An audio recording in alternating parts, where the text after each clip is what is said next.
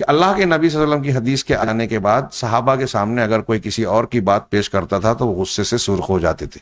آپ نے پڑھا ہے وہ حدیث کہ حضرت عمران بن حسین نے جب حدیث سنائی کہ اللہ کے رسول نے فرمایا کہ حیا صرف خیر لاتی ہے، الحیاء لا یاتی الا بخیر، او کما قال. یہ روایت جب نقل کی تو مجلس میں ایک آدمی نے کہا تھی کہ ہاں صحیح بات ہے، پرانے حکما نے بھی یہ بات کہی. اس نے تائید میں پیش کی تھی نا بات، لیکن عمران بن حسین غصے سے سرخ ہو گئے اور کہا کہ میں اللہ کے رسول صلی اللہ علیہ وسلم کی بات کہہ رہا ہوں اور تو حکما کا قول نقل کر رہا ہے. تو اس لائق ہے کہ تجھ کو جیل میں ڈال کے کوڑے مارے جائیں. یہ ہے مقام رسالت کہ نبی کی بات آنے کے بعد تائید میں دوسرے کی ضرورت نہیں ہے. کیا نبی کی بات کمزور مانتے ہیں آپ؟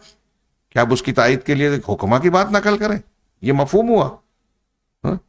اور آج آپ حدیث پیش کرو تو بولتے کہ ہاں ٹھیک ہے ہم مانتے ہیں کہ یہ حدیث ہے لیکن ہمارا مسلک یہ نہیں ہے. کس کو آپ نے بڑا مانا؟ تو آپ نے محمد رسول اللہ کی شرط کو پورا کیا کیا؟ نبی کے مقام کو پہچانا؟ ایک طرف یہ ہے کہ رسول اللہ صلی اللہ علیہ وسلم کے مقام میں تفرید کرتے ہیں، آپ کی سنتوں کو رد کرتے ہیں مسلک کے نام پہ، طریقت کے نام پہ، فلاں اور فلاں کے نام پہ، عقل میں نہ آنے کے نام پہ. اور دوسری طرف جب ماننے پہ آتے ہیں تو پھر وہ مقام اور وہ درجہ دیتے ہیں جو اللہ کا درجہ ہے. کریں مگر مومنوں پر کشادہ ہے راہیں، پرستش کریں شوق سے جس کی چاہیں.